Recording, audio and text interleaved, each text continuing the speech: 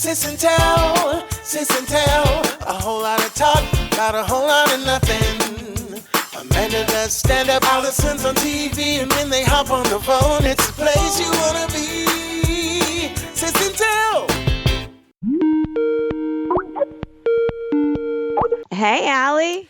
Well, hello, Amanda, and welcome to Season 7. Holy smokes, I can't believe it. I cannot believe it. That's insane. I told my kids that we were recording our 7th season today, and this is also almost the start of our 5th year, which will be in May. I know. I feel like we're a 5-year-old, a literal 5-year-old, counting the months of how long they've been alive. It's like when Arthur turned 4, and then a week later I found a videotape of him, and I'm like, how old are you? He goes, 4.5. I'm like, you turned 4 7 days ago. But no, I feel like that's how we are. Yeah. Yeah. Once you turn 4, there's like all you do that year is count down to being 5. I know. Because if we were a real person, if our podcast were a person, we'd be going to kindergarten in the fall. That's how old we are. And you know, everything you need to know about life you learn in kindergarten. So I'm just looking forward to that. I'm just glad I don't have a 5-year-old. I mean, you know, like everyone's like, oh, I miss my kids when they were little. And I would love to go back in time and just hold them as babies. Yeah. But I am so happy with where they are at this age. And I also feel like they're at this age where I can just get rid of crap, you know? Like every age, I'm like, what stuff can I get rid of? I know. And in 2015, we had what I call the Great Stuffed Animal Massacre. Did you cut off their heads and tear out the stuffing? I may as well have done that. No, when the kids weren't in the house, I went and grabbed as many stuffed animals as I could to get rid of them. And I was hedging my bets that they wouldn't notice. And I kept the most important ones, the ones that their go-to stuffies. And I was just like, how many stuffed animals do children need? It had just gotten out of hand, mostly because your kid Abe kept on bringing stuffed animals. And then your kids named all of their stuffed animals Abe. So yeah, it's Oscar. Oscar still has Abe the dog, which is missing an eye. So I used to subscribe to the garbage bag theory, and this was twofold. So when they were really little, I would throw their toys in a garbage bag and put them away for anywhere from 6 months to a year. The theory being that when I brought them back out, it was like getting new toys, even though they were just their toys that they hadn't seen for a year. Yeah. Then that garbage bag theory evolved into, okay, if I'm going to throw these in a garbage bag, and if they haven't asked for these things in a year, they clearly don't really need them or miss them, and then I can give them away. And now I use the garbage bag theory with my own stuff. Me too. Including clothes. Because yes. I figure if it's been in a garbage bag for a year and I haven't asked where it is or thought, where did that shirt or where did that pair of pants go? Then I can also give it away. So I did the same thing, and I did pull out 2 dresses that I still haven't worn. But I just did not feel right giving them away because I kept on thinking about them like they were old boyfriends. Yeah. If you think about it, it's sort of like if I see something or if I shop and I can't stop thinking about something and I'm like, okay, if I can't stop thinking about it, I need to go and buy it because I think I'll use it. Yes. Yeah, and then that's how you've ended up going back to the store. They don't have that anymore, and you go online and find some sort of knockoff that's made in a foreign country, and then you get a child's puffer coat instead. That's exactly how I got that red child's puffer coat that I then put in a paper bag or a garbage bag, and I gave away a year later because I did not think about it twice. That's right. So over break, a lot has happened. We haven't done our podcast for a while. We've a month. Both gone on break. I know, 5 weeks. I've had COVID. I've gotten over COVID. I've avoided COVID. I cannot believe COVID. I know. Knock on wood. I just cannot believe we haven't gotten COVID yet. And it's not. We're being cautious, but we're also balancing out our mental health needs of us and our children. And we see people, but we wear masks and we're all boosted. Hallelujah. I know. And I'm vaccinated. I'm boosted. I don't know what more I could do. I've been wearing masks in public. I really never stopped. I do the KN95. Yes. I don't even know where I picked up the COVID. I love calling it the COVID. I feel like our Nana. I got the COVID. I got the COVID. Have you gotten the COVID yet? I got the COVID. And I'll tell you, I thought if I got the COVID, I was going to have some sniffles and be done with it. this was no joke, folks. I was in bed for a good 5 days with symptoms. Yeah. I was congested. I had my friend Jill said she could tell I had the COVID voice. I sounded like, I had a cough and you could hear the nasally. I had a severe headache off and on for those 5 days. I had fever off and on. It almost was like the flu except for no body aches. And I slept longer during those nights than I have literally slept since college. I was sleeping 12 to 13 hours a Wow. night. Yeah. I'm lucky if I sleep 6 or 7 hours a night, like straight. But I think it was just, my body needed it. But now I feel like hopefully I'm sort of like Teflon because now I'm vaxxed, boosted, and COVID free. But having recently got it, I imagine I've got antibodies Right. I don't know going how, crazy now. but I don't know how long those last. Probably Right? 12 hours. 12 minutes. You've got 12 minutes to lick every door handle you can find. Exactly. So I got, my kids are 12, 12, and 15. So we had to wait to get the booster. And all of my kids are needle shy, I should say. But 2 out of 3 of the kids are needle phobic. Ooh. And the worst is Ruby. Bless her heart. The first COVID shot she got, it was a very dramatic experience. Dramatic and traumatic, right? Yes, for everyone involved, including Nurse Melissa. And Oh, Nurse Melissa, we're so sorry. oh, Nurse Melissa. So Ruby was like freaking out and kept on trying. Okay, this arm, no, this arm. What are you doing now? Get that away. And she was taking so long that people from we did it at our pediatrician's office. So people from the pediatrician's office who worked there, not just random people, started coming in to try and help Nurse Melissa, including the head of the entire practice. This is the woman who she's the head doctor. She started the practice. She's of voicemail fame, right? And I've literally never seen this woman in my entire life. Why is she a voicemail fame? I don't get it. Oh, there's the longest voicemail recording if you can't get a hold of one of the receptionists, and it's the woman, the doctor who owns the practice, and she starts talking about all the things they're doing to navigate things to digital or to electronic, even Right. though that was like 7 I think years she's ago. just trying to hope that you hang up before you leave a message. Oh Like my if God, you can it's- suffer through this 3-minute message, then good for you. It is You so- deserve to leave a message. It is so long. I'm like, can we please have some music instead? It is so bad. But anyway, so Ruby's like flipping out. This woman comes in and Ruby's going, "Oh Lord, oh Lord," and she's doing this like old lady Southern accent. I don't know where it came from. And the doctor goes, "Oh, do you need me to pray for you?" And Ruby looked at her and goes, "No, I'm Jewish." And then the doctor's like, "Well, I'm Jewish too." And she goes, "I don't know who you are, but I just need Nurse Melissa in here, and you are way too close to me." So fast forward to the booster shot. And the second one, she was a little better. The booster shot, we are in there, and Ruby's making Oscar wait out in the hallway, and Nurse Melissa walks in. And she's getting everything prepared, and she looks at Ruby, she looks at me, she looks at Ruby, and then she goes, "I remember you." And then I looked at her and I go, "Oh, yes, that is us." And then we both just started laughing. And Ruby, though, she did a great job, and she held it together. And then once she got the booster and it was done, she burst into tears because it was so stressful for her. Right. It's like your memory of shots becomes your memory of shots when you're 5, when like it is scary. Oh man. So I'm glad that's done and over with until the next booster. Until the next one. Well, needless to say, during my COVID time and recovery, I watched a lot of television and a lot of Netflix, a lot of streaming, whatever was on. I was quarantined in that room for so many hours. It felt like a jail, a really nice jail, because I really like my guest room, but it was a jail nonetheless. But during that time, I realized that I have been missing a golden opportunity at a profession that I'd never considered. Now, bear with me. TV reviewer.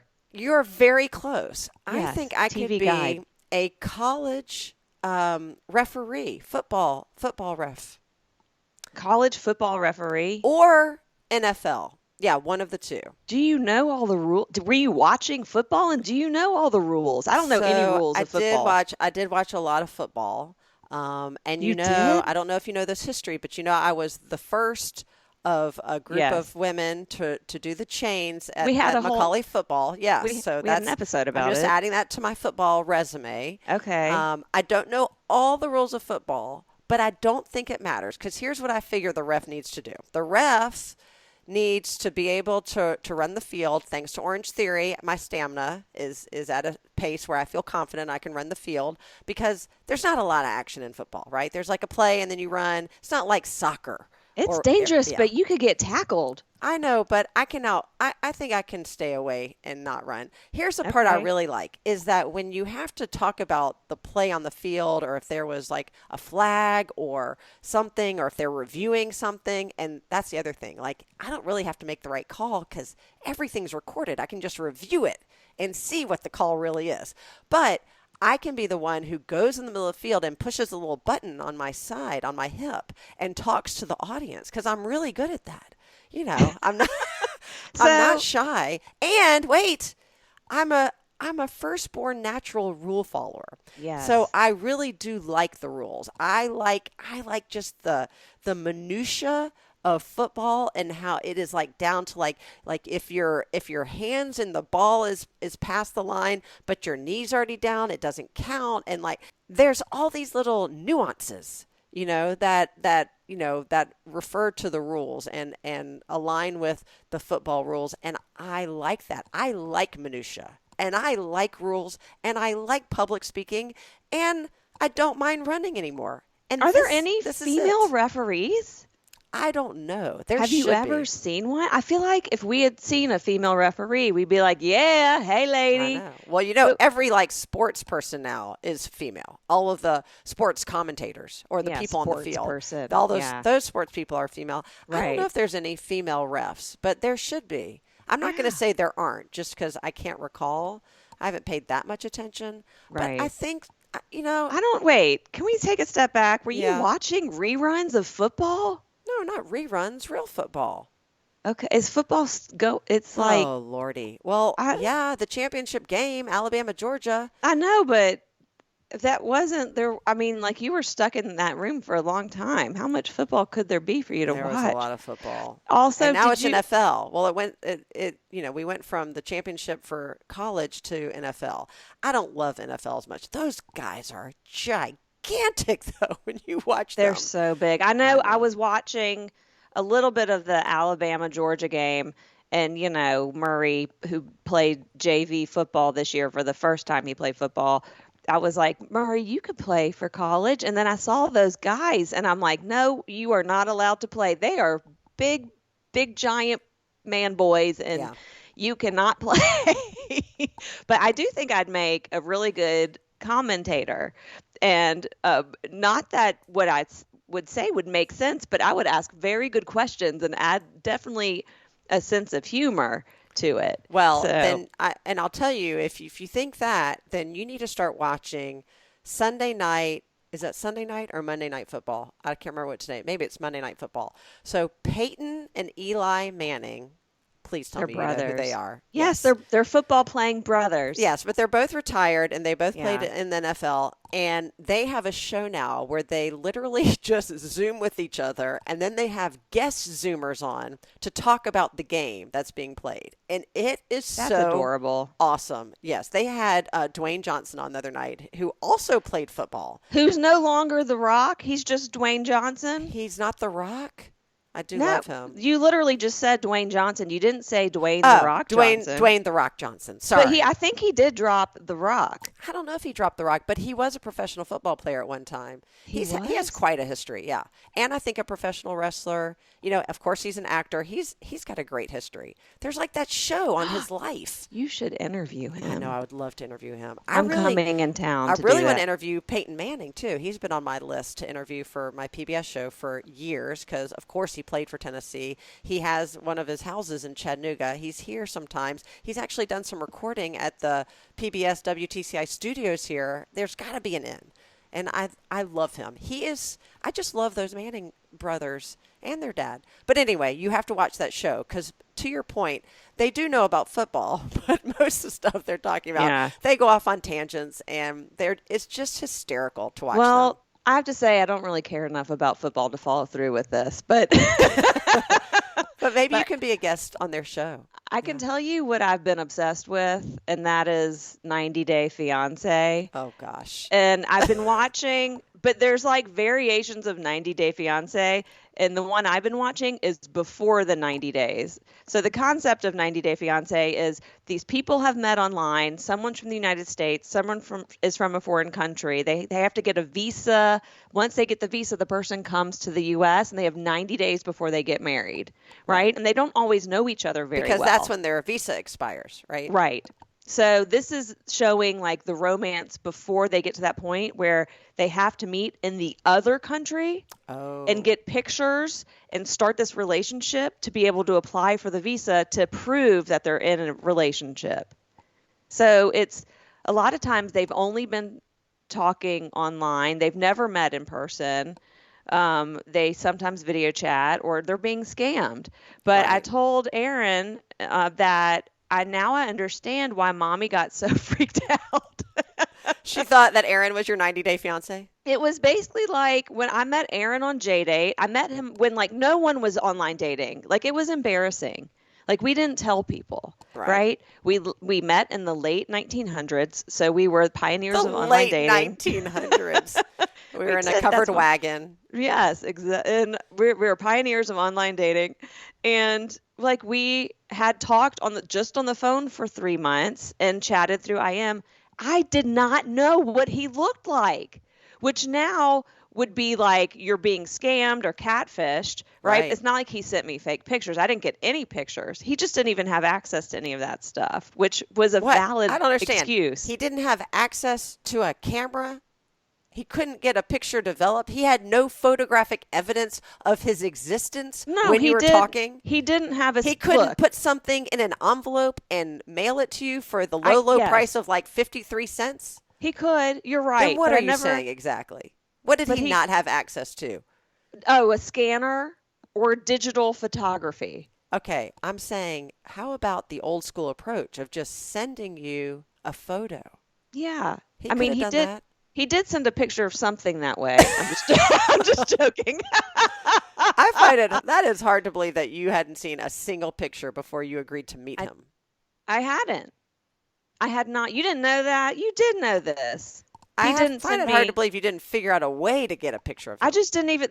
I know this sounds ridiculous, but I did not even think like, hey, can you stick a picture in the mail? Maybe there was something like romantic about not knowing what he looked like. I knew he was tall, and that was the most important thing. You thought he was tall? Yeah. What, did his voice on the phone sound tall? He does have a tall sounding voice. He had the best voice and a great laugh. Yeah, he did. He had a tall sounding voice. That makes no sense. I know. Well, and then I met him at the airport at the Delta terminal. This is before everything went super secure. You could go meet someone. When you could go meet somebody at the terminal. Isn't that crazy? Yeah. I know. And nowadays, if you don't meet somebody online, you're like a outsider. How did you meet them? If you didn't swipe or, You met them at the bar? Ew. You met someone in person? If you didn't match or swipe or do something. You met someone at work? That is a no-no. Right. You were set up? Who does that? Who does that? Nobody does that. Mm-mm. So, but yeah, I was like, this is crazy. But also, like, these people, they will have these relationships. Sometimes they're 3 months. Sometimes they're 7 years online. They'll call each other boyfriend and girlfriend or girlfriend and girlfriend. And we didn't do that, right? We didn't consider us online dating. We were friends. And then we met in person to see if there was that connection. But these people who've already established that they have a relationship, then they meet each other in person and it's completely awkward and things change and everything goes downhill. I feel like Aaron and I were so lucky that it ended up being a connection, right? Like our connection that we made on the phone was just as strong, even stronger once we met in person. Yeah. I have a friend who, and I won't mention names to protect her identity because she probably wouldn't want me spreading this, but during COVID, like the height of COVID, she ended up meeting somebody online. They actually did see each other. They FaceTimed, but he was international. She lived in the States and lives in the States, Oh, and they had to man. figure out a way to see each other, and they had to they met in I don't want to say Tahiti, but something like that. Like there Right. was like 2 or 3 countries they could actually get into last minute without a COVID test, and this is already a year and a half ago. And so they did, and she met him sight unseen, Ooh. and it was, somewhere, I don't know, Aruba, Mexico. I can't Did they remember. share a room? Maybe, but it was not a love connection. Oh, but It did would they have have been a great fun? story. I Did they? think, you know, I think they had fun, and he was a nice guy, and she was glad she did it, and she was really proud of herself, and I'm really proud of her that she made this bold move and this bold gesture, and it didn't work out, but it is a great story. Oh my gosh, her Hmm. telling us this story, like in the midst of COVID, is like, good for you. That's It exciting. was Yeah. exciting. It's kind of fun to have that. And, in that situation, you have to talk about what happens if there's not a connection, Right. right? Like you have to preemptively say, hey, if we're not feeling it, let's still have a good time. Because if not, it's awkward. But also, like, sometimes you don't know right away. Like, I have a friend who met this guy when we went junior year abroad to Israel. She at the beginning was like, I'm not sure how I feel about him other than I still want to hang out with him. Hmm. And you think it's love at first sight. I mean, when you're young, you really think I'll know as soon as I meet that person, I will know that's my forever person. But she wasn't sure, but she knew she liked being around him. And they kept dating, and now they're still married and they have kids and they're adorable. Yeah. They're best friends, they're a great couple, but it's like you don't always know. You don't. Yeah. The boys always say, how'd you know that daddy was the right person for you? I go, he liked me back. I like Exactly. you. You like me? Yep. Okay, that Awesome. works. Same page. I also like me. Yes, we were both in love with the same person, me. You know who's also in love with your husband is mommy. I think, we all loved Alan. We're all like, yes, please. Well, I've been going down, I guess because our youngest is about to graduate high school, but I've been going down this very nostalgic rabbit hole. Number one of all of like the VHS videotapes that I had 10 years ago transferred to DVD, and then realized very soon after that DVDs were becoming obsolete. So I had a second part of those tapes transferred automatically to hard drive. And then I realized, gosh, a while ago that I have probably 25 DVDs that I really need to transfer to hard drive. And I found a program, a really cheap, like $50 program, and I can do it. I have a external DVD player. They don't even make computers with DVD players anymore. That's how obsolete they've become. So anyway, I've spent part of my COVID journey transferring all of these DVDs to hard drive, and in the meantime, watching all of these old videos, which are hysterical. And Alan, I've unearthed one that I had not seen of us when we were engaged and living in Spartanburg, South Carolina.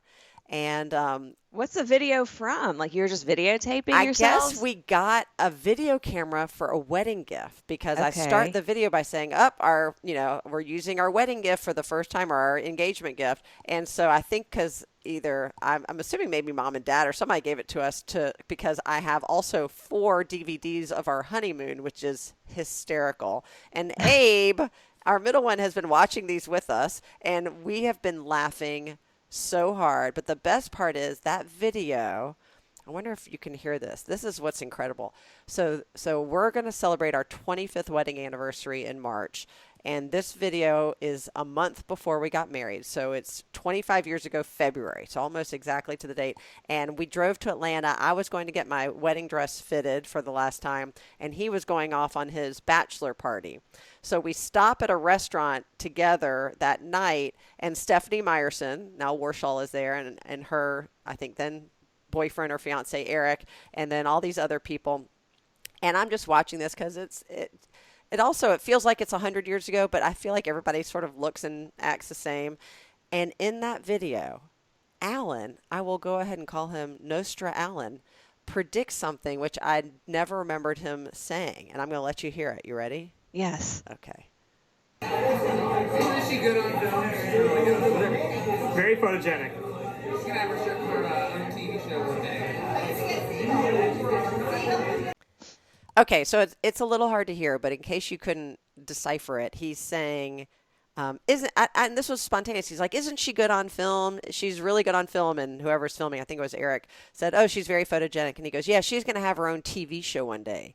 And that is crazy because that was literally, I don't even know if it was a pipe dream or even something I'd ever mentioned, but Right. I was like, Alan, the fact that you said this makes me want to do a whole montage of my life then leading up to the A List, but it's pretty funny. So I'm actually hosting a show Saturday night, and guess what it's called? What? The A List. I'm so happy.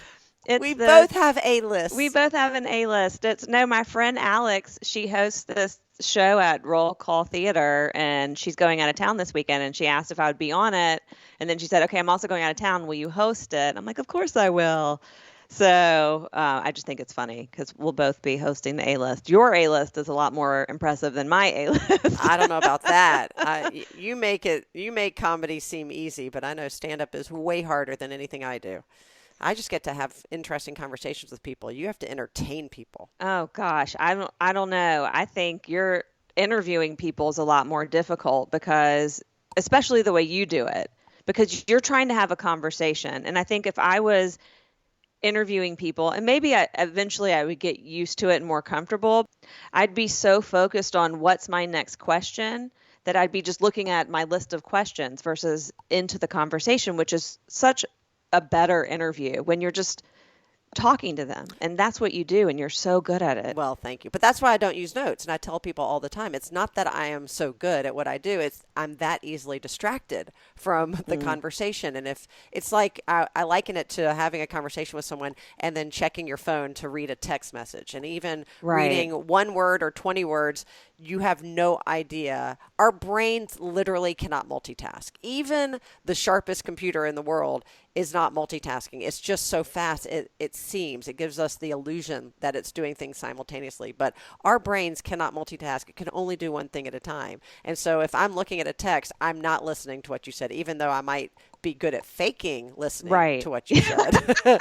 But I know it's all about, that's why I say, if you do enough research and you understand, how to have a conversation, it's not rocket science. The other trick is, and I had a discussion with a young woman yesterday who was looking to go into, she doesn't know, maybe communication or sales, and we talked a lot about the essence of silence and how hard that is for people, and especially in the sales world, right? It's especially in the fundraising world where you ask the question and then everyone knows, and then the first one to speak sort of loses.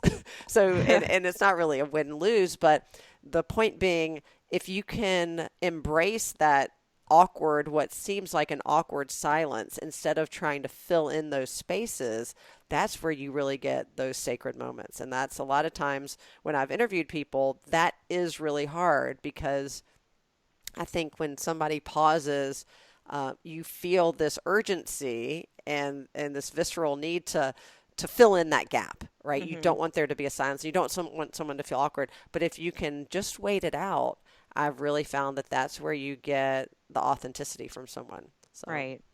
Yeah. I mean, I have to say there's the knowing your material is such a good piece of advice for so many things, right? Like if you come into a situation where you've done your research, you know your stuff, then it's whatever the output is going to be so much more organic and engaging and easier. And, I do a ton of auditions, and sometimes they say it's okay to not be off book, meaning like you can have your script with you and look at it. But I find that very distracting. Yeah. And then I can't give a good performance because I've got this distraction here, and I'm like, oh, I can look at this. So I always I'm always better off memorizing. And I'd rather know 90% of the dialogue and wing the rest than use my script and get it 100%. So, Well, and the greatest evidence of that is the finishing of the first episode of our season 7, which continues to be an unscripted, spontaneous conversation between two sisters who don't live in the same town, but always want to catch up. And as we like to say, the genesis of this just started with a simple conversation when I said to Amanda, this conversation's so funny we could turn it into a podcast. And Amanda responded, okay, let's do it. And now, 4.5 years later, that's exactly what we're doing. here we are. As always, thank you so much for listening to Sis and Tell podcast. Please share us with your friends, share us with your family, share us with your foes. This has been Amanda and Alison with a whole lot of talk about a whole lot of nothing. Thanks for joining us. We'll catch you soon.